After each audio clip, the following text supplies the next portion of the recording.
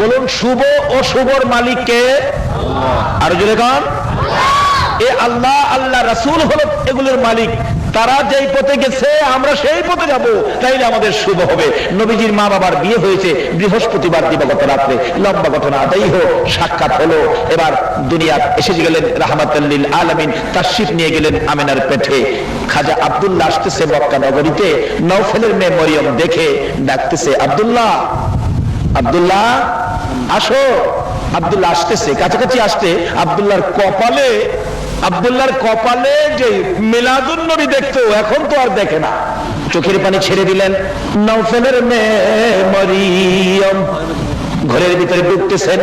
নওফেলের মেয়ে মরিয়ম, আব্দুল্লাহ পিছন দিয়ে ডাকে, মরিয়ম রে, এতদিন আমাকে ডাকতি, আমার জন্য অপেক্ষায় থাকতি, দাঁড়িয়ে থাকতি, আজকে কেন আমাকে ডাক দিয়ে ঘরের ভিতরে চলে যাও? ও মরিয়ম দাঁড়াও না। দাঁড়ায় না, চোখের পানি ছেড়ে ছেড়ে বিছানায় পড়ে গেলেন। কাছে বসে ডাকতেছেন, ও মরিয়ম, আজকে কেন এরকম পাগলামি করতেছো? মরিয়ম উঠে বসে জিজ্ঞেস করেন, আব্দুল্লাহ রে, তুমি কি বিবাহ করে ফেলেছো? ও বিবাহ করেছি। আব্দুল্লাহ, আর তোর কাছে মনের কথা বলে লাভ নাই, আর তোর দিকে তাকাবো না রে। যে জিনিসের জন্য তোকে ভালোবাসতাম, যে জিনিসের জন্য তোর দিকে তাকিয়ে থাকতাম, আজকে সেই জিনিসটা তোর কপালের মধ্যে দেখা যায় না। আব্দুল্লাহ, কোথায় বিয়ে করেছো? বিয়ে করেছি মদিনায়। মেয়েটার নাম কি? মেয়েটার নাম আমেনা। মরিয়ম কান্দে, আমেনা গো, তোমার জীবন ধন্য হয়ে গেছে রে আমেনা। ইচ্ছে ছিল আব্দুল্লাহর বউ হব রে, আব্দুল্লাহর বিবি হব রে, মনে বড় আশা ছিল আব্দুল্লাহর বউ হইয়া রাহমাতাল লিল আলামিনের মা হব। আব্দুল্লাহ রে, রাহমাতাল লিল আলামিনের মা হতে পারলাম না, আমেনার ভাগ্য খুলে গেল রে। আব্দুল্লাহ যা রে, রাহমাতাল লিল আলামিনের মা যখন হতে পারলাম না, কসম খাইলাম রে, জীবনে আর কোনোদিন বিবাহ বসবো না। আমার আল্লাহ কয়, ও মরিয়ম, বিবাহ না বসলেও আমি তোর জন্য একটা ফাইসালা আমি করেছি। সেই ফাইসালা হাসরের দিন মরিয়ম নামের সকল মহিলাকে আমার আল্লাহ জান্নাতে দিয়ে দিবেন। মিলাদুন নবীর পক্ষে আসুন। বলতেছিলাম, নবী দুনিয়ার জমিনে এসে গেলেন। এইভাবে যা দেখতেছি সবাই মহিলারা এই নবীকে চিনেছে, মহিলারা এই নবীর পক্ষে, মহিলারা নবীকে চিনে ফেলেছে, মহিলারা নবীকে বরণ করেছে। আসছেন দুনিয়াতে, প্রথম নাম্বারে চিনেছে মা আমেনা, নবীজিকে তুলে নিয়েছেন। রাহমাতাল লিল আলামিন মিলাদুন নবী বরণ করে নিয়েছে। দ্বিতীয় নাম্বারে যিনি এই নবীকে বরণ করে নিয়েছেন, ইনি হলেন মা হালিমাতুস সাদিয়া। জোরে জোরে কান সুবহানাল্লাহ। হালিমা বলেন, আমি যখন সন্তানের তালাশে বাচ্চার তালাশে মক্কা নগরীতে ঘুরে ঘুরে দেখতাম, কে আছো? সন্তান কার ঘরে আছে? যার ঘরে যাই, কেউ আমাকে সন্তান দেয় না, খালি বলেন 2 দিন পরে আইসো। আর যারা দিত তারা আমার অবস্থা দেখে আমার দেয় না। আমি গরিব ছিলাম, কাপড় ভালো ছিল না, ছোয়ারি ভালো ছিল না, দুর্বল ছোয়ারি ছিল, আমি গরিব বলে আমার কেউ সন্তান দেয় না। যাইতে যাইতে আমেনার ঘরের দরজার সামনে ডাক দিলাম, কে আছো বাড়িতে? সন্তান আছে কিনা? আমেনা বলেন, আছে, সন্তান নিয়ে যাও। তার বাবারে পাঠাও, কথা বলি, কি দিবেন, কতদিন রাখবো? আমেনা চোখের পানি ছেড়ে দেন, কে গো তুমি? আমি হালিমা, আমি হালিমা। হালিমা রে, আমার সন্তানের বাবা নাই রে, আমার সন্তান এতিম। মা আমেনা বলেন, আমি যখন বলতাম আমার সন্তান এতিম এতিম, আমি দেখেছি আমার শিশু মুহাম্মদ আমার মুখের দিকে তাকাইয়া 2টা চোখের পানি ছেড়ে দেয়। আজকে বৃষ্টির জন্য দোয়া চাই, কত জায়গায় দোয়া, গত রাত্রে মাহফিলে দোয়া চাইছেন বৃষ্টির জন্য। আজকে এই নবীর মিলাদ যদি মাইনা নিতা গো, বৃষ্টির দোয়া লাগতো না, দোয়া ছাড়াই নবীর বরকতে বৃষ্টি পাইতা। নবীর আগমনের পর মক্কাবাসী সেই আব্দুল মুত্তালিবকে আবার ধরেছিলেন, বৃষ্টি হয় না। আব্দুল মুত্তালিব বলেন, মক্কার মানুষেরা রে, চিন্তা করিস না, বৃষ্টি পাওয়ার জন্য আমার একজন নাতি আছে, এই নাতির বিনিময়ে আমরা বৃষ্টি আনতে পারবো, তোমরা দাঁড়াও। আব্দুল মুত্তালিব নবীকে কোলে নিয়ে মা আমিনার কুল থেকে কোলে লইয়া ডাকতেছে, রে আকাশের মালিক দেখ আমার কত সুন্দর নাতি হয়েছে রে। এখানে কাবার মালিক, আকাশের মালিক দেখ কত সুন্দর নাতি। তোর যদি আমার নাতির দিকে মায়া হয় রে, আমার নাতি দেখে তোর যদি দয়া হয় রে, আমার নাতির উসিলাই রহমতের বৃষ্টি দিয়ে দে। আব্দুল মুত্তালিব বলেন, এই নাতিকে দেখাইয়া ডাক দিতে দেরি হলো, আকাশের বৃষ্টি হইতে দেরি হলো না। তারপরেও কেন আমরা নবীর চিনি না, নবীর পক্ষে যাইতে রাজি না?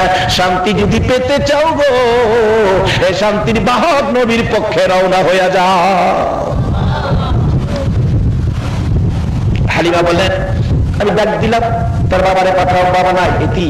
ও এতি, আমি না বুঝছি, এতক্ষণ তোমার সন্তান রয়ে গেছে, কেউ নেয় না। ও তোমার সন্তান এতি, আমি না গো, বেরিয়ে আয়। তোর কপাল আর আমার কপাল বুঝি এক কপাল।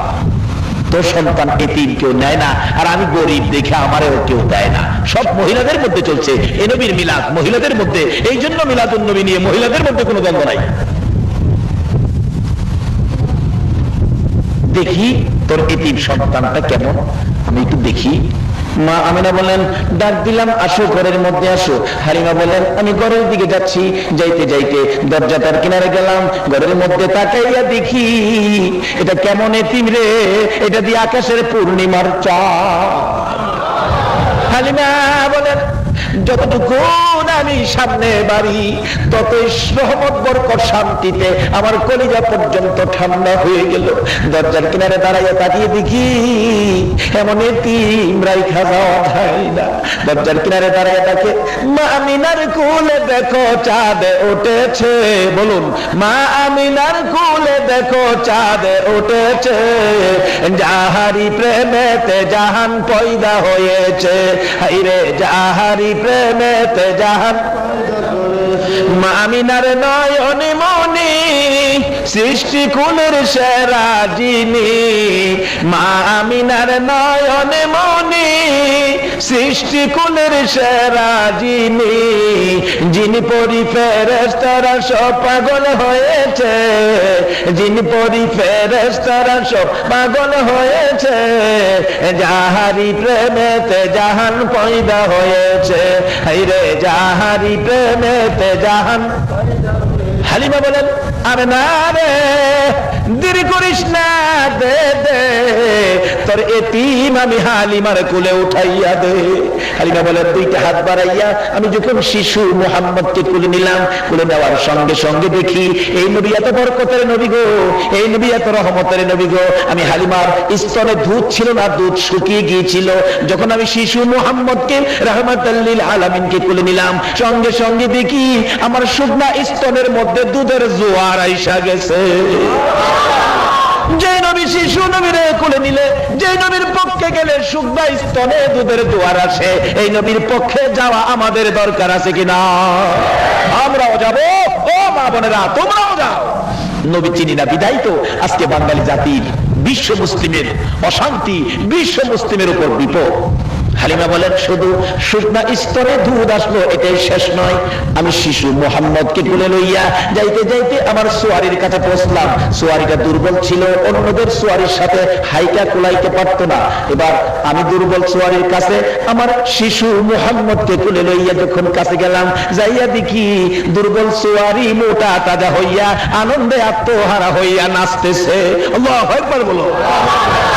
ওই সোয়ারির উপরে যখন উঠে গেলাম গো, দেখি মেঘের টুকরা এসে মাথার উপর ছায়া দিতেছে।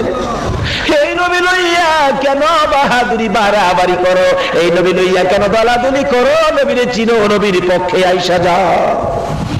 হালিমা বলেন, লক্ষ্য ঘটনা শুরু করলাম যাইতে, যারা সকালবেলা সবল চোয়ারি নিয়ে, শক্তিশালী চোয়ারি দিয়ে সকালে আইসা সকালে চলে গিয়েছে, আমরা বিকাল বেলা শিশু মোহাম্মদকে নিয়ে যখন এখান থেকে ঘোড়া ছাড়লাম, চোয়ারি ছাড়লাম, যাইতে যাইতে যাইতে যাইতে কিছুক্ষণের মধ্যে দেখি যারা সকালে রওনা হইয়া যেখানে আইছিল, আমরা বিকালে রওনা হইয়া তাদের আগে চলে গেছি।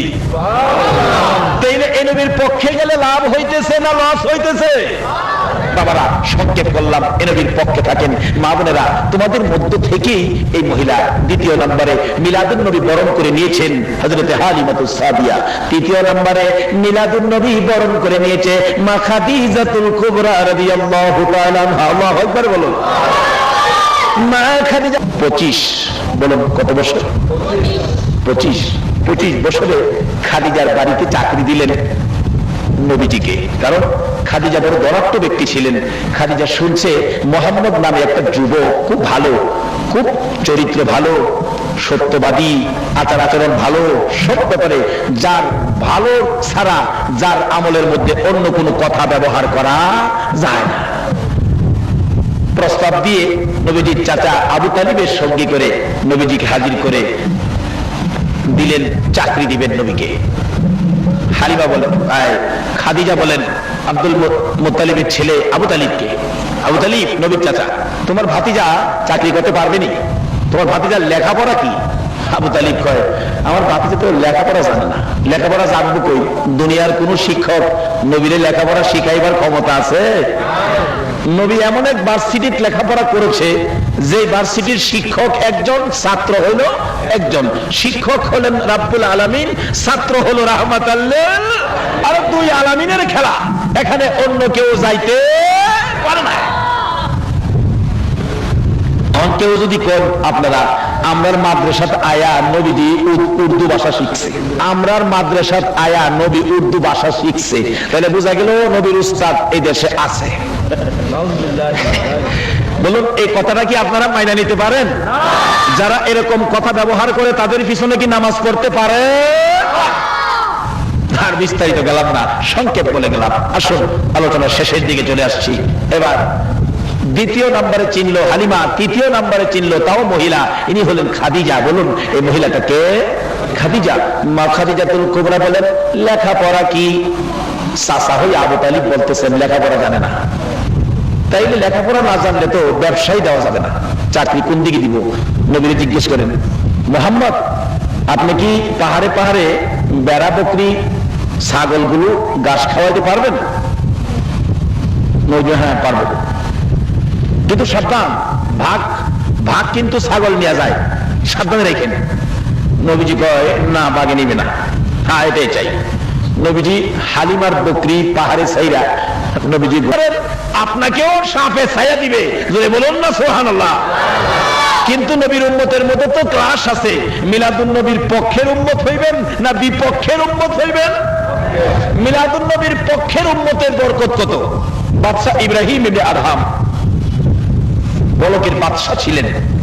লম্বা ঘটনা।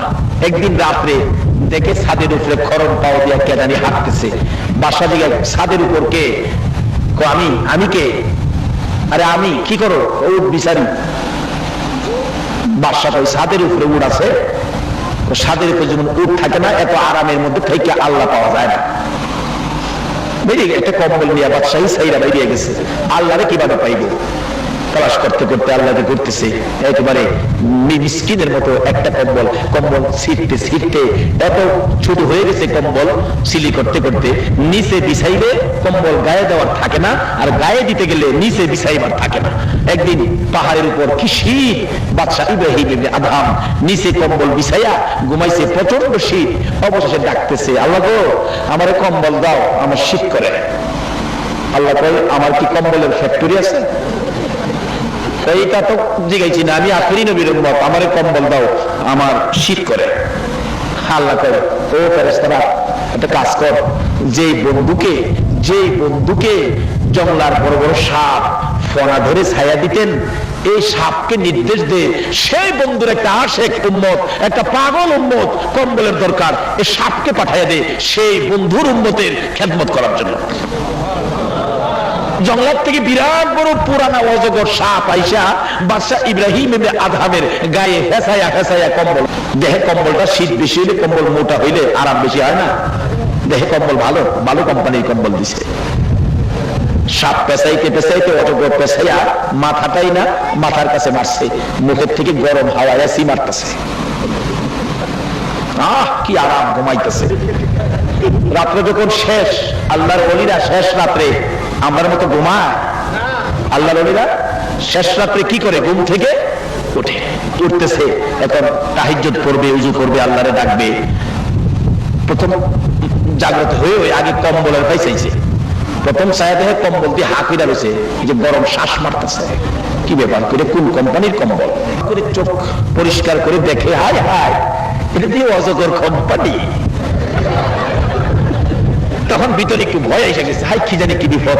আল্লাহ ভয় পাইস না, যেই নবীর সাপে ছায়া দেয় সেই নবীর উম্মতের সাপে কম্বল দেয়। কিন্তু ওই নবীর পক্ষে গেলে দিব না বিপক্ষে গেলে দিব? আল্লাহর ওলিরা কি নবীর পক্ষে ছিল না বিপক্ষে ছিল? বাবারে, আল্লাহর ওলিরাও এইভাবে নবীর পক্ষে ছিল, মিলাদুন নবীর পক্ষে ছিল। এইবার দেখ কম্বল পেস খুললে যাইতেছে, কম্বলের ফেস আছে, এটা কি ফেস হলো কম্বল? ফেস চিনেন না? পেস জিলাপি চিনেন? আপনার দেশে কি করেন? জিলাপি তো করেন। জিলাপির পেশ আছে না? আমাদের এলাকায় এক বেচারা আরবদার মানুষ, বড় ব্যবসায়ী, ভাত আনবার লাগে দুপুরে কর্মচারী রাখছে, দুপুরে ভাত নিয়ে আসে। ভাত খাওয়া যাওয়ার সময় আরবদার মহাজন বেচারা 1 কেজি গরম জিলাপি কিনা দেয় বাড়ির লেগিয়া। হ্যাঁ, প্রত্যেক দিনে জিলাপি 4-5টা খায়। রাত্রে বাড়ি দিলে বাড়ি অন্য জিগায় জিলাপি কতটা দিচ্ছ? কই 1 কেজি। কই মাইকটা পাইছি 750 গ্রাম, 250 গ্রাম কম। কিরে ফালু, তুই জিলাপি খাইছস? কয় না, জিলাপি খাইছি না। তো না খাইলে কমলো কি লিগা? পরের দিন কয় দাঁড়া, কেমনে দিতে আমি জানি। মহাজন জিলাপি 1 কেজি কিনছে, গুনছে 32টা গইনা দিছে জিলাপি, নে বাড়িতে লয়ে যা। রাস্তা গিয়া আজকা কি করি, 32টা তো গইনা বুঝা লইব। হ্যাঁ, একটা করে ফ্যাস খুললা খাই লাইছে। অহন নাইপা দেখে আধা কেজি কম। বাড়ি অন্য কয় কি গো ফালুর বাপ, জিলাপি কতটি দিছে? 1 কেজি। কয়টা? 32টা। 32টা ঠিক আছে, কিন্তু মাফে আধা কেজি হয়েছে। কিরে কালু, জিলাপি কি করছস? কয় চাচা গইনা দিছেন না, গনা মতো বুঝাইছি। কই মাফি দি বলে কম। কি করছস? কয় চাচা গরম জিলাপি দেখলে আমার মিজাজ ঠিক থাকে না, গইনা দিছেন কি করবো, গনা ঠিক রেখে একটা করে ভেজ খাইছি। কয় ফেস খাইছস? কালকা তোরে ফেসও গইনা দেয়। ফেস গনছে, জিলাপি গনছে, মাইপা 1 কেজি দিছে। হ্যাঁ, গাছতলা বইয়া নিরিবিলি চিন্তা করে আজগা কি করি, ফেসও নাই, না গইনা লাইছে। মাইপা ওলাইছে 32টা গইনা লাইছে। তখন কি করি, কোনো পথ না পায়া একটা কইরা ফেসের ছেদ্রু কইরা একটা টান মারে। কি খাইতেছে? কয় না কি খাইতেছে? আরে শিরা। আপনারা শিরা কোন, আমরা রস কই। জিনিস একটা ওই কি কর। 1 কেজি জিলাপির যা রস ছিল, শিরা ছিল, সব টাইনা খাইছে, সাদা বানাই নিছে। বাড়ি নিয়ে দিছে, বাড়ি অন্য খুললা দেখে জিলাপি আছে, জিলাপি তো রস নাই, শিরা নাই। রাত্রে বাড়িতে এসে খাইতাম না জিলাপি, সাপ পাইতেছি। কি জিলাপি দিলেন? শিরা নাই ভিতরে। কিভাবে খায় বাচ্চারা জিলাপি? কয় কি, আমি তো শিরাওয়ালা জিলাপি দিছি, গরম শিরা। কই দেখেন নাই? কে কালু, এদিকে কি করছস? চাচা জিলাপি দিচ্ছেন 1 কেজি, গইনা দিচ্ছেন 32টা, আবার ফেস গনছেন 2.5টা। এই জিলাপি তুই আমার মনটা বাঁচছে না, জীবনটা বাঁচছে না, না খাওয়া কি করবো? মানে গলাও ঠিক রাখছি, ফেসও ঠিক রাখছি, মাপও ঠিক রাখছি, খালি শিরাটা খাই খাইছি।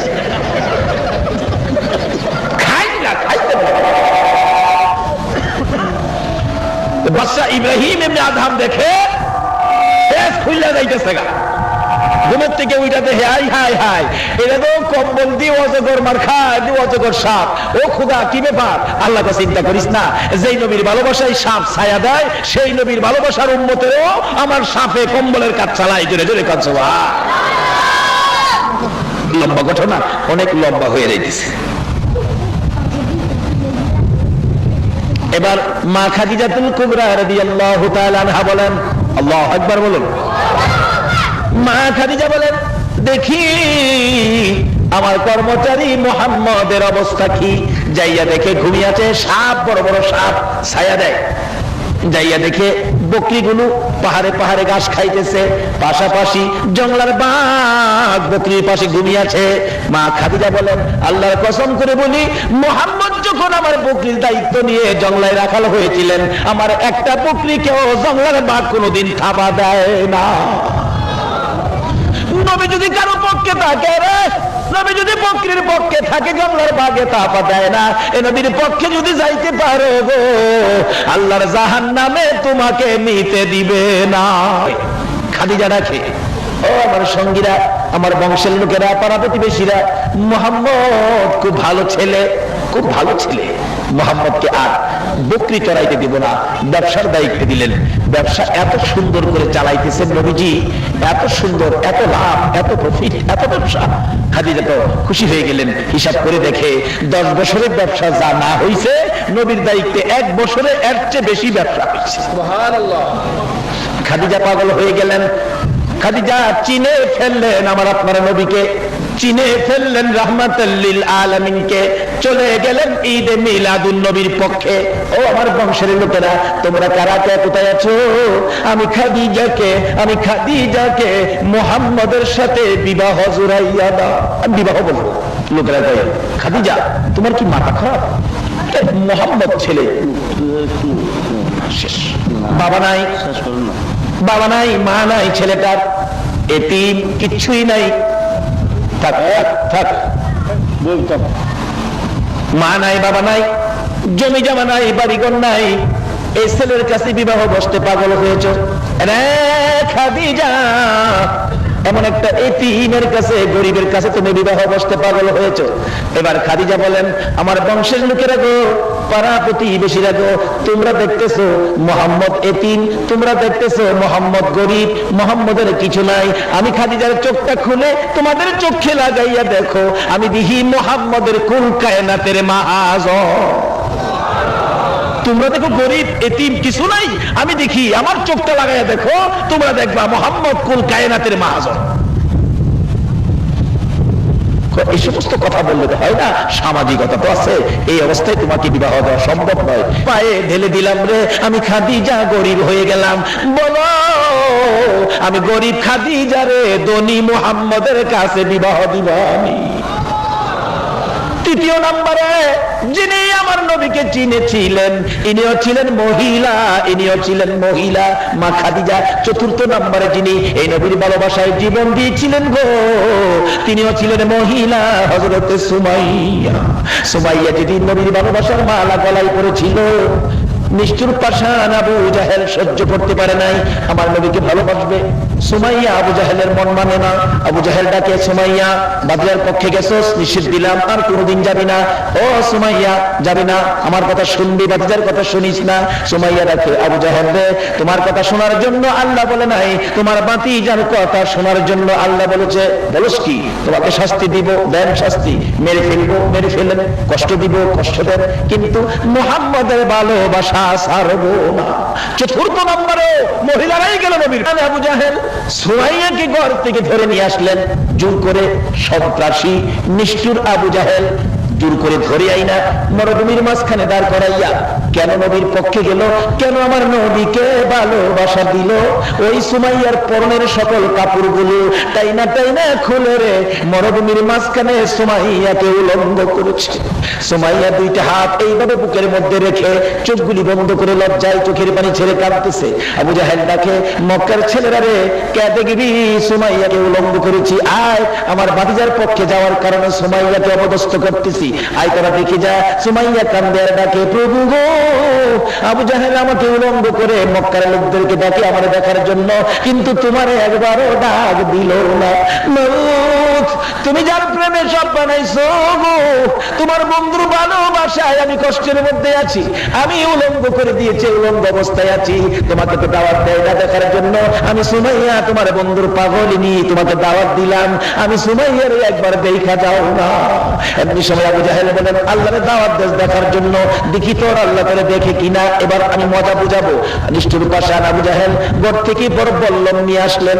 বল্লম নিয়ে এসে তলপেটের নিচে সরম জায়গার মধ্যে নিষ্ঠুর আবু জাহেল রে নবীর আশেক মহিলার এত জোরে আঘাত করলো, একেবারে তলপেট ছিদ্র হইয়া জমিনে পড়ে জিহ্বাটা বাহির করে গলা কাটা মুরগির মতো লাফাইয়া কান্দে আর ডাকতেছে, তোমার বন্ধুর ভালোবাসায় জীবন দিলাম গো, দাওয়াত দিলাম, দেখা গেল না।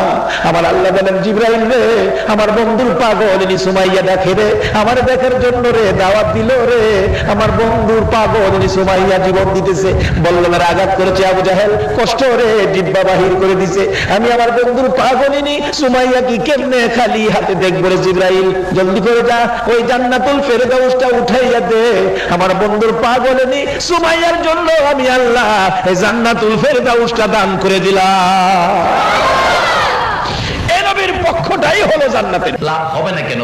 বাস্তবে আসুন। হাজী আমদাদুল্লাহ মুহাজির মক্কি ভারতের জমিনে ঘুমিয়ে আছেন। এবার এক লোক বিপদে পড়ছে। কি বিপদ? তার বাচ্চা ছেলেটা হারিয়ে গেছে, ছেলেটা পায় না। অন বাচ্চা ছেলে যে পায় না, অন কার কাছে কইবেন? এটা জাতিসংঘের কাছে বিচার দিলে কাম হইব? আল্লাহর ওলির কাছে গেলে যাই মা বাবা কাঁদতেছে, হুজুর আমার বাচ্চা ছেলেটা, একটা ছেলেটা পাই না। আল্লাহর ওলি কিছুক্ষণ পরে বলতেছেন, বাবা রে তোমার ছেলেটা তো আছে, জিন্নাত নিয়ে গেছে, জিনে নিয়ে গেছে, জিনে নিয়ে একবারে সমুদ্রের মাঝখানে দ্বীপের মধ্যে ফেলে রাখছে, যেখানে কেউ নাই, খানা দানা নাই, কিচ্ছু নাই। ছেলেটা কষ্টের মধ্যে আছে, হয়তো 2-4 দিন পরে ছেলেটা মারা যাবে। আচ্ছা বলুন তো, মা বাবার ব্যথা আরো বাড়ছে কিনা? বাড়ছে। অবশেষে বলতেছেন, হুজুর আপনার ভাই ধরি, হুজুর হুজুর আমার ছেলেটারে হুজুর দয়া করে আইনা দেন। কি দিয়ে আনবো? আনতে গেলে হেলিকপ্টার দরকার। তখন তো হেলিকপ্টার আবিষ্কার হয়েছে না, কিন্তু বেলায়েতের পাওয়ার কত, বেলায়েতের ওলিদের শক্তি কত। উনি বললেন তোমরা একটু চুপ করে বসো। বসায়া কিছুক্ষণ আল্লাহর ওলি চুপ করে থাইকা বলতেছেন, যাও বাড়িতে যাও, তোমার ছেলে বাড়িতে আইছে। সুবহানাল্লাহ। মা বাবা দৌড়ে গেছে, যে দেখে দরজার সামনে বাচ্চাটা একেবারে জ্ঞান হারা অবস্থায় পড়ে আছে। নিলেন, একটু গোসল টুসুল করাইলেন, কিছু নাস্তা পানি খাওয়াইলেন, একটু সুস্থ হইলে বলতেছে মা বাবা, বাবারে চলো যাই, যে হুজুরের দোয়াই তোমারে পাইছি সেই হুজুরকে দেখাইয়া নিয়ে আসি। ওই হুজুরের কাছে নেওয়া মাত্রই বাচ্চাটা বলতেছেন, আব্বু এ হুজুরটারে চিনেন? মা বাবা কয়, চিনি মানি? এ হুজুরের দোয়াই তো তোমারে পাইছি। আব্বু খালি দোয়াই না তো, আপনি তো দেখেন নাই, আমি দেখছি এই হুজুরটা সমুদ্রের কিনারে থাইকা সমুদ্রের এই পার থেকে ওই দ্বীপের মধ্যে 2টা হাত বাড়াইয়া দিছে। আর আকাশ জমিন হইল সৃজন নবীর কারণে, সেই জমিনে খেলে আল্লাহর ওলিগণে। হায়রে সেই জমিনে যাইয়া দেখো হিন্দুস্তানে শত শত ওলিগণে, যাইয়া দেখো হিন্দুস্তানে শত শত ওলিগণে। প্রেমের রশি বাঁধছে তারা মদিনার শনে, প্রেমের রশি বাঁধছে তারা মদিনার শনে।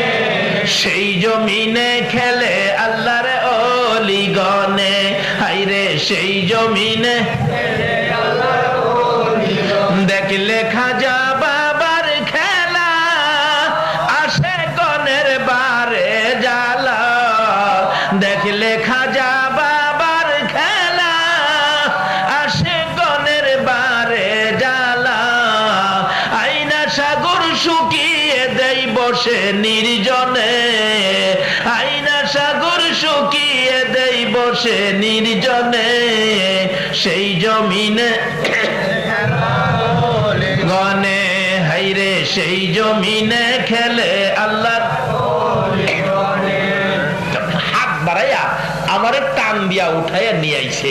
বলুন ওলিদের হাত সমুদ্রের এপার থেকে ওই পার পর্যন্ত যাবে কিনা? এটাই তো ওলিদের কেরামত। এটা কি ওলিদের কেরামত? রাসূল বলছে কারামাতুল আউলিয়াই হাক্কুন, ওলিদের কেরামত সত্য, রাসূল বলে গেছেন। আচ্ছা যাদের হাত এত লম্বা হয় তাদের পক্ষে গেলে কিছু কাজ হবে না? তার বাস্তব আমাদের দেশে আসুন। তার মুরিদকে রাত্রে 12টার পরে চিঠি লিখে দিয়ে বলছে, এই চিঠিটা নদীর ওই পারে দিয়ে আসো, আমার একজন বন্ধু আছে। মুরিদ কয়, হুজুর রাত্রে কেমনে যামু? নৌকা তো পামু না গাড়ের মধ্যে এত রাত্রে, সকালে যামুনে। পিসাব কয় অহন যাইবি, আল্লাহর ওলি কয় অহন যাইবি। যার নাম হযরত মাওলানা আব্দুল হেলিম হুসাইনি, বলতেছেন এখন যাইবি। হুজুর কথা শুন, ফিরের কথা মানতে হয়। নৌকাতে পামু না, কয় যা তুই। ওই মুরিদ বলেন, ফেন্দা আমার দিকে দেন। যাইতেছি, যাইতে যাইতে যাইতে যাইতে যাইতে যাইতে যাইতে যাইতে ওই পীরের বাড়ি গিয়ে পৌঁছলাম, রাস্তায় কোনো নদী টদী ভাইলাম না। বাংলাদেশের কিশোরগঞ্জের একজন ওলি যদি তার মুরিদকে নদী ছাড়া পার করতে পারে, তাহলে একজন আল্লাহর ওলি খাজা মঈনুদ্দিনের মতো একজন আল্লাহর বন্ধু বক্তবিন্দ মুরিদকে কি পুলসিরাত পার করাইতে পারবে না? কে খাজা বাবার স্মরণে মাহফিলের আয়োজন করেছেন? যে খাজা ছিল আতায়ে রাসূল, রাসূল যাকে পছন্দ করে, রাসূল যাকে ভারতের জমিনে পাঠিয়েছে। এই আলোচনার সময় হবে না, বহুত সময়ের দরকার, কাজে আসল সংক্ষেপ করলাম। এবার শুধু এই ঘটনা নদী পার হইয়া ওই মুরব্বী পিসাবের বাড়ির গিয়া পৌঁছে যে কই হুজুর রাত্রে যে হাইটে আইলাম নদী তো পাইলাম না, নদী কই গেল? ওই আল্লাহর ওলি কই বাবারে তুমি যদি নদীর কথা না জিগাইতা আমিও তোমারে নদী সারা হইয়া আবার পাঠাইলাম। অহন যখন জিগাইছো অহন আর তোমারে এইভাবে দিতেছি না, সকালে যাও নদীটা দেখতে যাও। হুজুর আপনি কইলেও যাইতাম না, নদী কই দেখতে যাও? সকালবেলা ঘুম থেকে উঠে একবারে সূর্য উঠছে, ফর্সা হয়ে গেছে, লোকজন ঠিকঠাক মতো চলাফেরা শুরু হয়েছে। হুজুর এইবার যাবো, যাই দেখে নদী আছে, নৌকা আছে, নৌকার মাঝি আছে। মাঝিরে জিগাই, আচ্ছা মাঝিরা আপনারা রাত্রে কই আসিলেন? কই রাত্রে তো আমরা নৌকাতেই আসিলাম। কোন নৌকা কই আসিন? সকল মাঝিরা কই হ্যাঁ মাথা পানি দে, নৌকা বলে কই আসিন। আচ্ছা অহন হ্যার মাথা পানি দেওয়ান লাগতো না? আচ্ছা এই ক্লাসে যারা পড়ছে না এরা এটা বুঝবো? এই ক্লাস পড়তে হবে না? আল্লাহু আকবার। জালালউদ্দিন রুমি রোম রাজ্যের সম্রাট, আলেম কুলের শিরোমণি, হাজার হাজার লক্ষ লক্ষ আলেম যিনি বানাইলেন, জালালউদ্দিন রুমিকে লাইব্রেরিতে বসা ফাড়াইছে আমার আল্লাহ শমসেদ তাবরিজ। সাধারণ বেশ যায়া ডাহে, জালাল ও জালাল, মানুষ সাপ ছাড়া ডাহে না। আমার জালাল কইছে কি এগুলি কি? এগুলি এগুলি কি তুমি বুঝদা না? তো আমি তো বুঝি, পিসাবরা কি বুঝে? জালালউদ্দিন রুমি কয় এগুলি কি তুমি বুঝদা না? শমসেদ তাবরিজ সঙ্গে সঙ্গে কিতাবগুলি টাইনা কিছু আগুনে ফালাইলো, কিছু পানিত ফালাইলো। কি করলো তুমি? আমার কিতাব পানিত ফলাইছো, আগুনে ফালাইছো। শমসেদ তাবরিজ কই বাবারে চিল্লাইও না, তোমার কিতাব দিতাছি। আগুনের ভিতরে হাত দিয়ে টাইনা বাহির করে দিল, নাও। পানির ভিতর থেকে টাইনা আইনা দিল, নাও। জালালউদ্দিন রুমি বলেন আমি আগুনের ভিতরের কিতাবগুলি খুলে দেখি একটা পৃষ্ঠাও তো আগুনে পুড়ে নাই। পানির ভিতরের কিতাবগুলো টাইনা দেখি একটা কিতাবও তো পানিয়ে ভিজে নাই। এখন জালালউদ্দিন রুমি জিগায়, বাবা বাবা এইটা কি? এবার শমসেদ তাবরিজ কয় এইটা কি তুমিও বুঝো না? শরীয়তওয়ালা কয় মারফতওয়ালারে তুমি বুঝো না, মারফতওয়ালা কয় শরীয়তওয়ালারে তুমি বুঝো না। এই জন্য শরীয়তের এলেম শিক্ষা শেষ হয়ে গেলে এলেমে মারফতের দরজায় ভর্তি হয়ে যা। যারা শরীয়তের এলেম শিখে মারফত শিখে নাই তারাই সমাজে বিশৃঙ্খলা করে। শরীয়তের এলেম শিকার পরে মারফতের মাদ্রাসায় ভর্তি হও। খাজা মঈনুদ্দিন চিশতির জীবনী খুলুন, গাউসে পাকের জীবনী খুলুন, তারা প্রত্যেকেই শরীয়তের এলেম শিক্ষা শেষ করেই এলেমে মারফতের মাদ্রাসায় ভর্তি হয়ে গেছে। মারফতের মাদ্রাসাই হলো আল্লাহর ওলিদের মাদ্রাসা। জুড়ে কোন সুবহানাল্লাহ। এবার ডাকতেছে, যাই না ওদিকে লম্বা হয়ে গেছে, ডাকতেছে বাবা নদী কইয়াছি। মাঝিরা কই বেটা নদী আবার কইতা হয়? নদী তো নদী তৈতা হয়। কই দেখ আল্লাহর কসম করে কই রাত্রে আমি হাইটটা পার হইছি, আমি নদী পাইছি না। আসলে এটা কি শরীয়তের শক্তি না মারফতের শক্তি? এই জন্য শরীয়ত শেষ করে মারফতের মাদ্রাসায় ভর্তি হন, হক্কানি আল্লাহর ওলিদের কাছে যান, এগুলি শিক্ষা পাবেন। যাই হোক সংক্ষেপ আলোচনা, শুধু এটাই শেষ নয়। আল্লাহর ওলিরা কোনো ক্ষতি করে না, যাই করে আমাদের উপকার করে। একটা তুলা গাছ নিয়ে আমাদের এলাকায় বড় ঝগড়া ছিল। তুলা গাছ নিয়ে, তুলা গাছের মালিক ছিলেন একটা মহিলা, যেটা বাস্তব ঘটনা বলছি। যান কালকে কিসের গোস প্রমাণ করে আসেন, না হয় আমার বিচার করেন। তুলা গাছ, মহিলা মালিক, এই তুলা বিক্রি করে সংসার চলে। এই পার্শ্ববর্তী সীমানার এক লোক তুলা গাছের প্রতি লোভ হয়ে গেল। হ্যাঁ, তুলা গাছ তার সীমানার ভিতরে ফেলাইয়া বেড়া দেয়ালাইছে। এই চরিত্রের মানুষ আছে না? আছে। মহিলা তো কান্নাকাটি করতেছে, হাই হাই আমার ছেলে মেয়ে নাই দেখা, কেউ নাই দেখা আমার তুলা গাছটা নিয়ে যাবে। এলাকার লোকজন কই তোমার কেউ নাই দেখে কি আমরা সমাজ মইরা গেছি নাকি, আমরা সমাজের মানুষ আছি না, নিতে দেব না। এই লোক কয় তোমরা আইতে পারবা না, এই লোক কয় নিতে দিব না। এইভাবে একটা ঝগড়াঝাটির বাও হয়ে গেছে। এমন সময় আল্লাহর ওলি আব্দুল হেলিম হুসাইনি কোত্থেকে আইসে হাজির। বাবারা, ও আশরাফুল মাখলুকাত, তোমরা কিস নিয়ে মারামারি ঝগড়া করো? তোমরা না আল্লাহর শ্রেষ্ঠ বান্দা, শ্রেষ্ঠ সৃষ্টি, তোমরা ঝগড়া করলে কেমন দেখা যায়? থামো থামো, কি ব্যাপার? এবার হগলে কয় হুজুর সর্বনাশ হয়েছে কি, এই মহিলার গাছটা হ্যাঁ নাগা। হ্যাঁ কয় হুজুর আমার গাছ না হইলে আমি কি বেড়া দিছি? আল্লাহর ওলি কই কি সমস্যা রে, এই বিচার কেমনে করবো? অন্ত সাক্ষীর দরকার। অন যেই যুগে পড়ছি সাক্ষীর মধ্যেও তো বেজাল হয় না। এক বেচারা কোড়ের মধ্যে সাক্ষী নিছে 500 টাকা ঘুষ দিয়া, আমার পক্ষে সাক্ষী দিবি, হ্যাঁ যাইয়া তার বিপক্ষে সাক্ষী দিবি। এই যুগ আছে কিনা কন্ত? এই চরিত্রই তো বাঙালিরে খাইছে। আল্লাহর ওলি কই সাক্ষী নিতাম না, সাক্ষী ছাড়া বিচার। আল্লাহু আকবার। মানুষ কই কি আশ্চর্য, সাক্ষী ছাড়া বিচার করবে? আল্লাহর ওলি আব্দুল হেলিম হুসাইনি কিশোরগঞ্জের ঘটনা বলছি, এখন আর ভারত যাওন লাগে না, বাংলাদেশে। এবার যায় বলতেছে তুলা গাছের কয়, ও তুলা গাছ, তুলা গাছ, আমি আব্দুল হেলিম হুসাইনি কইতেছি রে বাবা, তোরে নিয়ে কেন মানুষ ঝগড়া করতো? বাবারে, সীমানার মধ্যে গাছ ঝগড়া হইতেছে, তুই একটা কাম কর, তুই তো জানোস কার গাছ, যার গাছ তার সীমানার 5 হাত ভিতরে যাইয়া। আচ্ছা, আল্লাহর ওলির কামটা কি খারাপ হইব না ভালো হইব? তাহলে ওলিরা তো দেশে কোনো খারাপ করে না, তাইলে ওলির মাজারে বোমা মারেন কি লিগা? একটা কাজও তো খারাপ করে না। আজকে এই ওলিদের হাত বন্ধ করেই আমরা ধ্বংসের মধ্যে পড়ে গেছি। কারণ বেলায়েতের হাত কোন কোন সময় আল্লাহর আরশ পর্যন্ত লাগাল পায়। এই হাতগুলিকে বন্ধ করে দিয়েছেন, বিধায় আমাদের উপর বিপদ। এইবার আল্লাহর ওলি বলতেছেন, ও তুলা গাছ, বাবারে তুই ঝগড়া করিস না। তোর জন্য কেন ঝগড়া করতো? ঝগড়াটা বাড়াইস না। আমি হেলিম হুসাইনি কইতেছি, যার গাছ, পুরুষও বুঝি না মহিলাও বুঝি না, যার গাছ তার সীমানার 5 হাত ভিতরে দেখিয়া। আচ্ছা বাবারা, 5 হাত গেলে আপনারা মানেননি, যদি 5 হাতে না মানেন আরো 5 হাত দিমনে, 5 হাতে না মানলে আরো 5 হাত দিমনে। মানুষ কই হুজুর কোন কি গাছে কথা শুনবে?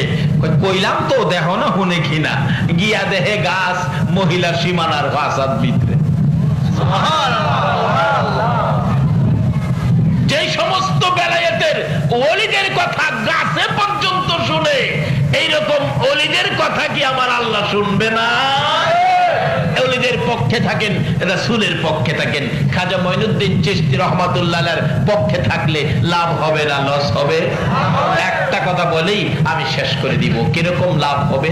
একদিন খাজা উসমান হারুনি খাজা মঈনুদ্দিন চিশতির পীর ছিলেন, উনি বললেন, মঈনুদ্দিন ওই তো আগুন পূজারীরা আগুনের পূজা করে, আমার জন্য একটু আগুন নিয়ে আসো। অর্থাৎ মঈনুদ্দিনের বেলায়েতের পাওয়ার মাপার জন্য পিসাব হুজুর পাঠাইলেন। বাচ্চা বয়স, বেলায়েতের উচ্চ স্তরে পৌঁছে গেছেন। মঈনুদ্দিন ডাকতেছেন, আমরা একটু আগুন দিবেন। আমার পিসাব কেবলা আগুন চাইছে। আগুন পূজারীরা কয়, না না আগুন দেওয়া যাবে না, এটা আমরা পূজা করি। কয় আপনারা পূজা করেন, একজন আগুনের ভিতরে জানতো। ওই মঈনুদ্দিন কইতেছে, হগলে কয়, বাবারে আগুনের ভিতরে গেলে কি থাকা যাবে? পুইরা ছাই হয়ে যাবে। কই কি এর পূজা করেন? তাই পুইরা পালাইবো আগুনে? আমি তো আগুনের পূজা করি না। আমি মঈনুদ্দিন একটু আগুনের ভিতরে যাই তো, আপনারা কিন্তু আমারে কিছু কইেন না। না না না বাবা, পুইরা যাইবা, দেখা যাইব না পুইরা যায় কিনা। খাজা মঈনুদ্দিন আগুনের ভিতরে ঢুকছে। ইব্রাহিম নবী নমরুদে আগুন দিল, আল্লাহ নোটিশ দেয়, আমার ইব্রাহিম সালামান, শান্তিদায়ক হও, যাতে আমার ইব্রাহিমের কষ্ট না হয়। আখিরি নবীর উম্মত আগুনে ঢুকলো, নোটিশ ছাড়াই আগুন ঠান্ডা। আগুনে কয়, কে আইছে দেখছস? যে নবী না হইলে আমরাও হইতাম না এই নবীর উম্মত খাজা মঈনুদ্দিন আতায়ে রাসূল, যাকে নবী পাঠাইছে, নবীর নির্দেশে আইছে ভারতের জমিনে। কাজী মঈনুদ্দিনের সাথে যাতে কোনো বেয়াদবি না হয়। মঈনুদ্দিন কয় আমারে তো আগুনে ধরে না, আচ্ছা দেখি তো আমার পক্ষে যারা আসে, আমার পক্ষে যারা থাকে তাদেরকেও আগুনে ধরে কিনা। এক আগুন পূজারীর ছেলে কুলে নিয়ে দেখতে ছিল, এই বাচ্চা ছেলেটাকে টান্দা কুলে লইয়া আগুনের ভিতরে ঢুকছে। সকলেই কই মরছেন মরছেন, মঈনুদ্দিনই মরতো, আমাদের বাবুর হুলাটাকে মারলো। আগুনে কয় সর্বনাশ, মঈনুদ্দিনের এই দর্শি না, আর মঈনুদ্দিনের পক্ষে যে আইছে হ্যাঁ রে ধর্ম। একটা হিন্দু ভদ্রলোকের ছেলে মঈনুদ্দিনের সাথে আগুনে গেলে যদি আগুনে না ধরে, আজকে সেই মঈনুদ্দিনের স্মরণে আতায়ে রাসূল খাজেগার স্মরণে যারা মাহফিলের আয়োজন করেছেন, আর যারা এই মঈনুদ্দিনের স্মরণে মাহফিলে বসেছেন, বলুন এই মঈনুদ্দিন যদি আপনাদের পক্ষে থাকে, জাহান্নামের আগুন আপনাদের গায়ে ধরবে।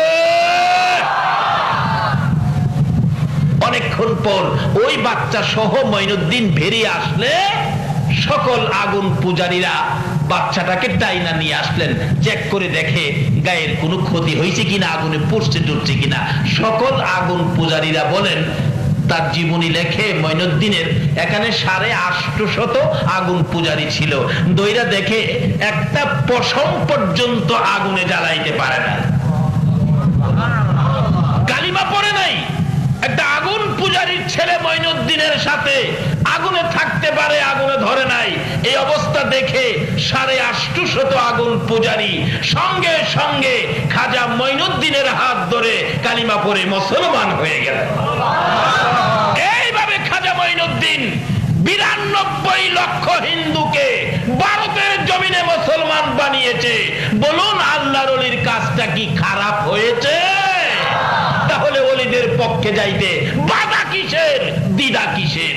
আসুন আল্লাহর ওলিদের পক্ষে থাকি, রাসূলের পক্ষে থাকি, আমার আল্লাহর কথাগুলো মানি।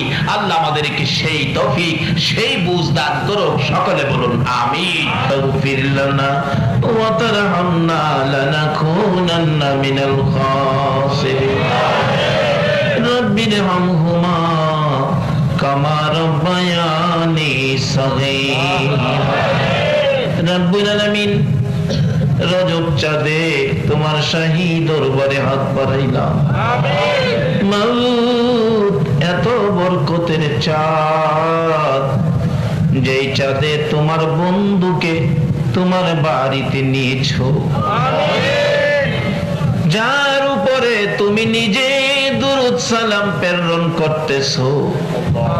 মাবুদ গো, যার প্রেমে কুল কায়নাত বানাইছো, ওই নবীর উপর দুরূদ সালাম মদিনা পাঠাইয়া মিসকিনের মতো, এতিমের মতো দুটো করে হাত বাড়াইলা।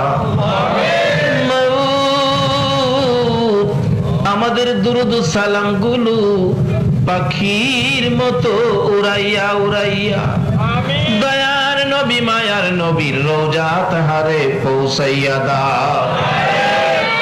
দরুদ সালাম উসিলা করে, আজকের মাহফিল উসিলা করে, আমার নবীর মেরাজের সফর উসিলা করে, ইয়া আল্লাহ খাজা খাজা মঈনুদ্দিন চিশতি রহমাতুল্লাহ আলাইহির শরণ উসিলা করে আমরা যারা হাত বাড়াইছি, আমাদের তামাম জিন্দেগীর গুনাহগুলো ক্ষমা করে দাও।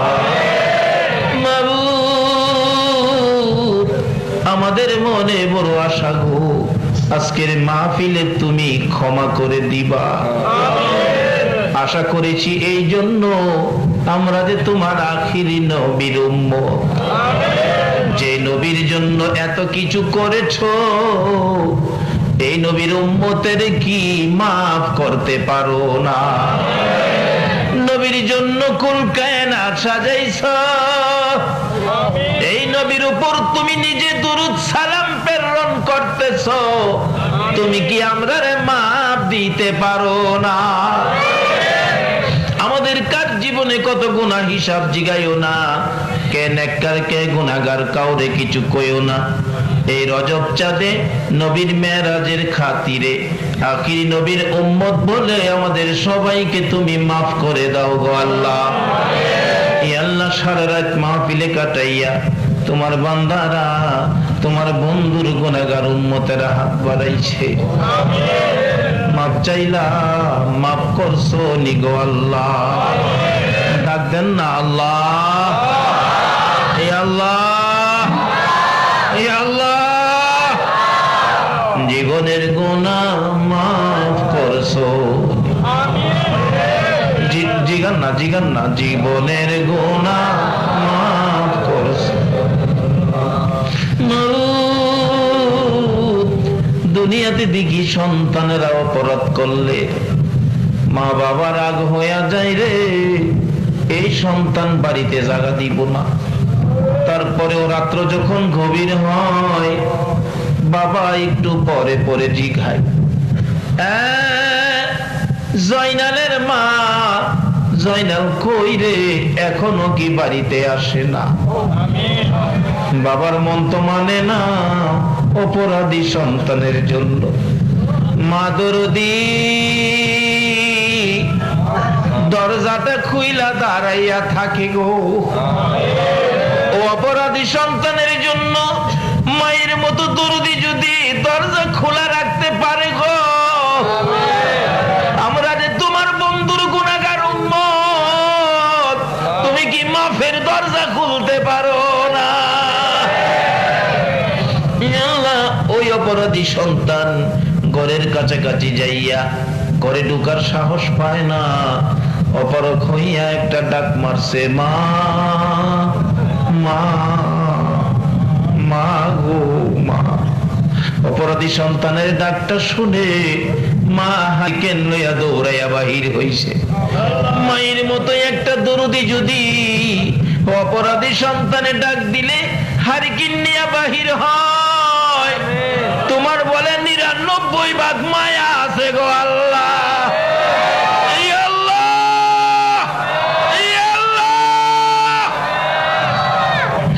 তোমার ৯৯ ভাগ মায়ার দুয়ারে আমরা গুনার বোঝা লইয়া তোমার আল্লাহ আল্লাহ কইয়া ঢাকলাম, তোমার কি মায়া লাগে না? তোমার কি দয়া লাগে না?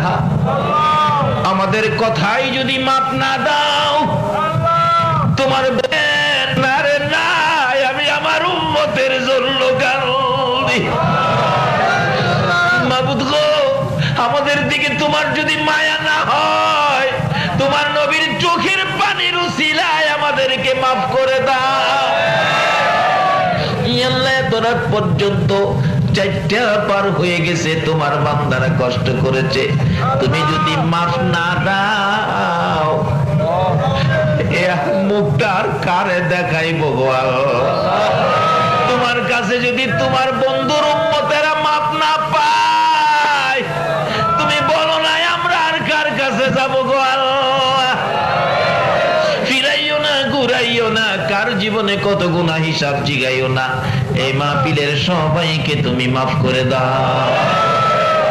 ই আল্লাহ, জীবনের গুনাহ মাফের আসার দরখাস্তের পর আরেকটা দরখাস্ত করি, তুমি কিন্তু রাগ হইও না। এতগুলো মানুষ রাত্র ৪টা পর্যন্ত বসে আছে, কেউ তো বাড়িতে গেল না, আমি তো জানি না কে কোন ব্যথা লইয়া বসে আছে। কার মনে জানি ব্যথা মানাই, কার মনে জানি ব্যথা বাবা নাই রে। আমার মতো মায়ের অভাবী কে জানি রে হাত বাড়াইছে, যার বাবা নাই বাবার অভাবী কে জানি হাত বাড়াইছে। যে বাবা মাথার গাম পাতায় পালাইয়া রোজগার করে তোমার আমার মতো সন্তানের খাওয়াইতো, বাবা জীবনে কোনোদিন খালি হাতে বাড়িতে আসতো না। কত পরিশ্রম করে বাবা সন্ধ্যার সময় পেটের খিদা লইয়া বাড়িতে ঢুকে খাইতে বসলে, তরকারি দিয়ে খাওয়া যখন শেষ হইতো, বাবা দুধ ভাত মাখতো, দুধের সাথে বাদ দিয়ে মাইকা বাবা মুখে দিতে চাইলে সন্তানেরা চারদিক ঘেরাও করে বসেছে। বাবা দুধ মাখা ভাত একটাও নিজের মুখে দিছে না রে, সবগুলো ভাত সন্তানের মুখে মুখে উঠাইয়া দিছে। ওই দুরুদি বাবা কই কার জানি কবরে রে আল্লাহ। ওই মা কই রে, যে মা ছোটকালে কত আদর করত, মা আদর করে ডাইন পাশে শোয়াইয়া ঘুমাইতো, প্রস্রাব যদি করে দিতাম টাইনা টাইনা বাম পাশে নিত, বাম পাশে যদি প্রস্রাব করে দিয়েছি মা প্রস্রাবের ভিজা জায়গায় শুইয়া রে শুকনা জায়গায় আমারে শোয়াইতো। আবার যদি প্রস্রাব করে দিতাম মা আদরের সন্তান টাইনা টাইনা বুকের মধ্যে রাখতো গো আল্লাহ। ওই মা বাবা কই কার জানি কবরের। মায়ের ভাবি বাবার ভাবি সন্তানেরা রমজানের ঈদের ছুটি পাইয়া কুরবানের ঈদের ছুটি পাইয়া যখন ঢাকা থেকে চট্টগ্রাম আসে, চট্টগ্রাম থেকে ঢাকা যাই রে, রাস্তার মধ্যে যাইয়া স্টেশনে নাইমা রিকশার মধ্যে উঠে চোখের পানিগুলো জর্জর করে ছেড়ে দিছে। রিকশাওয়ালা জিগায় ভাই সাহেব কাঁদেন কেন? ওই সব জবাব দেন, রে রিকশাওয়ালা ঈদের ছুটিতে বাড়িতে আইছি, কাঁদি মনে বড় দুঃখ রে। কি দুঃখে কাঁদেন ভাই সাহেব? তোমার কি মা আছে রিকশাওয়ালা? জি আমার মা আছে। তোমার কি বাবা আছে? ও আমার বাবা আছে।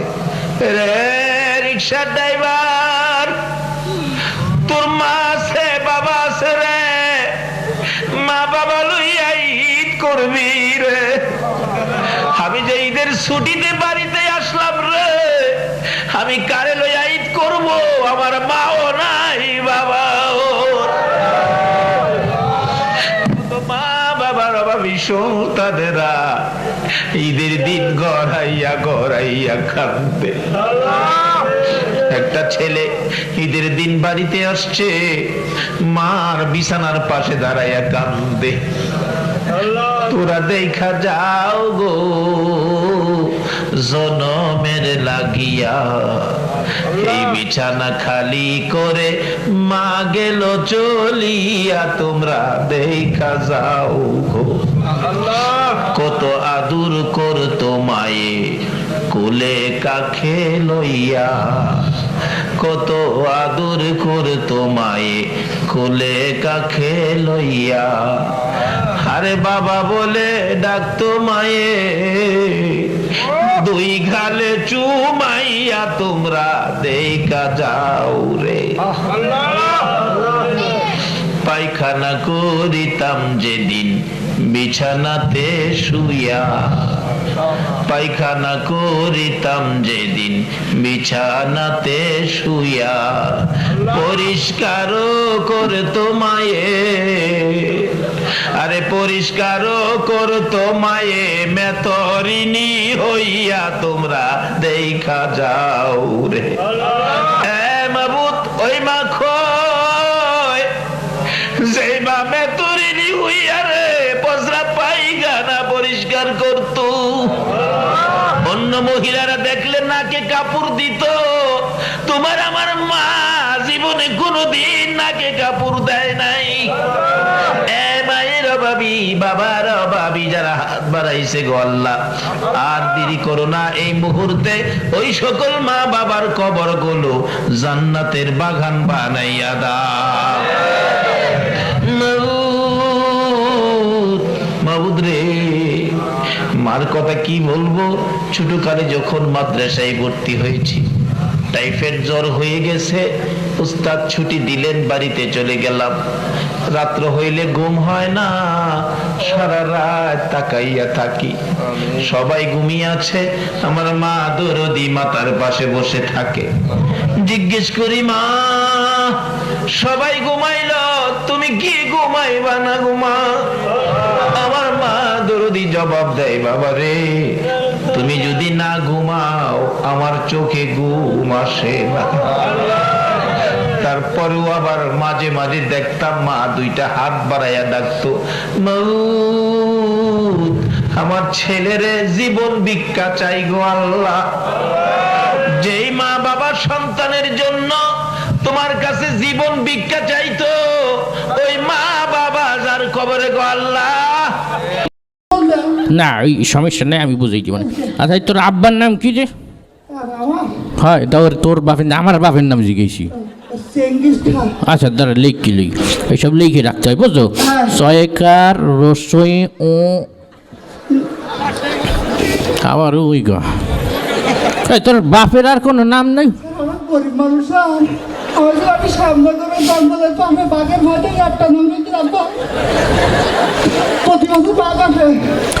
বাঘ আসার সাথে তোর বাপের নামের কি সাথ? দাদারে কি আইডি করা তো হয়নি, আচ্ছা দাঁড়া আমি একটু চেষ্টা করি দেখি। ওই সয়কার রসই চক্কর বক্কর দিয়েছিলাম, সারা আসলে আমি বোঝাই দিব না, তুই কোনো চিন্তা করিস না। আচ্ছা হবে না, তুই কোনো চিন্তা।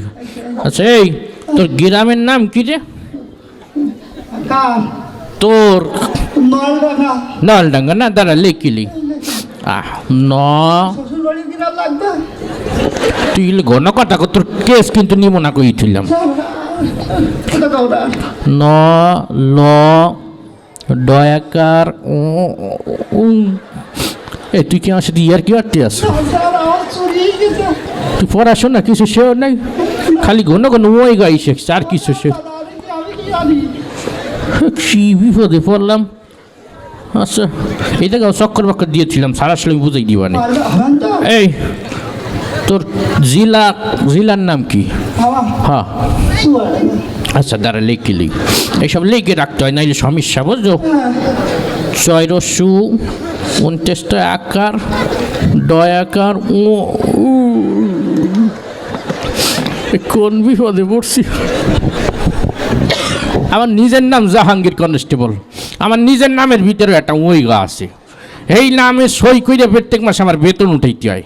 আমার নিজের নামের ওইগা লিখতে পারি না, হইলে আমার বউরে দিয়ে সই করাই, এই কারণে বউরে আমার 200 টাকা ঘুষও দিতে, আর ওই রকম ওইগার বস্তা লইছে পাটার করে পাটা। আচ্ছা দাঁড়া ওই একটু গবেষণা করতে হইবে। ওই স মানে পরিষ্কার, ডাঙ্গা মানে উপরে, আমি পরিষ্কার উপরে লিখে রাখলাম, সারা আসলে আমি বুঝাই দিব না, তুই চিন্তা করবি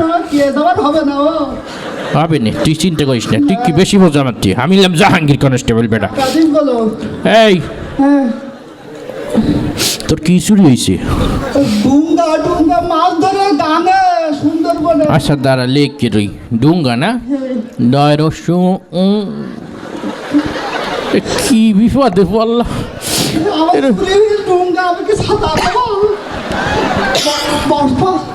তোর তো বস থেকে তুই খালি একবার উঠিস, একবার তোর কি আমার হয়েছি বয়।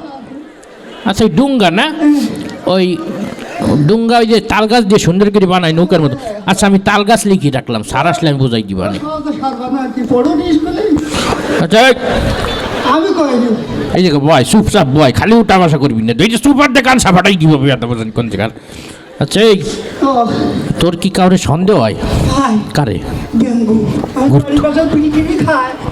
গুরুত্বপূর্ণ ফাইল পাইছি, লিখিল, এইসব লিখে রাখতে হয়, নাইলে কিন্তু সমস্যা হয়ে যায়।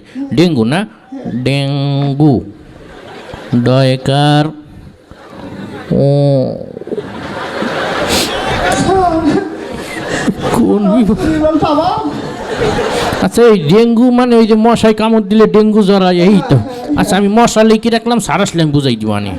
আচ্ছা তুই কোনো চিন্তা করিস না। ওই ডেঙ্গু দেখতে কেরম রে? ডেঙ্গু হ্যাঁ ডেঙ্গু হ্যাঁ পঙ্গু না? ও দাঁড়া এইসব লিখে রাখলে আলামত বুঝতে হইবি। পঙ্গু না পঙ্গু পং এত তোরে পঙ্গু বানাই দিব, কি শুরু আসছে এই জায়গা দেখতে আসছে যে লিখতে পারি দিয়ে। আচ্ছা এই পঙ্গু মানে লুলা না? তা লুলা কইতে পারে না, লুলা কইতে পারে না, পঙ্গু ফঙ্গু লইছে বেটা, বেশি সাহিত্যিক হয়ে গেছে, রবি ঠাকুর হয়ে গেছে। আমি কইনি। এই কথা কবি নিয়ে চুপ কর, খিস খাই বই থাক। আচ্ছা ওই ডেঙ্গুর সাথে তোর কি আগে কোনো ঝামেলা হয়েছিল?